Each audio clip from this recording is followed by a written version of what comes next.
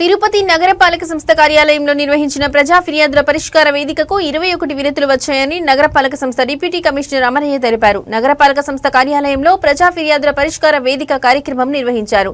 11 మంది నేరుగా వచ్చి సమస్యల పరిష్కారం కోరుతూ వినతులు అందించగా 10 మంది ఫోన్ ద్వారా సమస్యలు తెలిపారు. మారుతినగర్ నందు డ్రైనేజ్ బ్లాక్ అయి రోడ్లపై మురుగునీరు వస్తుందని అరికట్టాలని, చింతల చెను శేషసాయి నగర్ రోడ్ వద్ద నూతనంగా కాలువలు రోడ్లు వేయించాలని, వికలాంగ పింఛన్ ఇప్పించాలని, తాతయ్య గుంట గంగమ్మ గుడి సమీపంలో ఉన్న పెద్దరావి చెట్టు కొమ్మలు విరిగి పడుతున్నాయి, పరిశీలించి తొలగించాలని, మా స్థలానికి సంబంధించిన ఆస్తికి వేరే వాళ్ళ ఆధార్ కార్డు లింక్ అయింది, పరిశీలించి న్యాయం చేయాలని, భవానీనగర్ నందు మా ఇంటికి ఆనించి G+2 నిర్మాణం చేస్తున్నారని పరిశీలించాలని, భూపాల్ నగర్ ఎందు ఇసుక గుల్ల డంపింగ్ పెట్టడం వల్ల ఇబ్బందిగా ఉందని తొలగించాలని, గోవిందనగర్ నందు వీధి దీపాలు వెలగడం లేదని ఫిర్యాదు చేశారని తెలిపారు.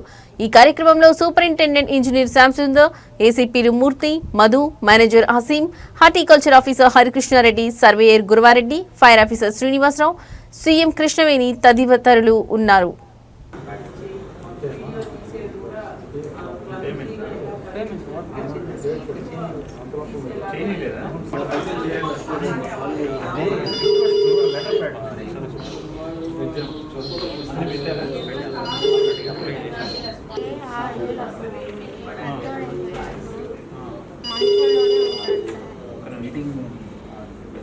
హలో పెన్షన్ వస్తే సరిపోతే వాళ్ళ భార్య పెన్షన్ ఇస్తున్నారు.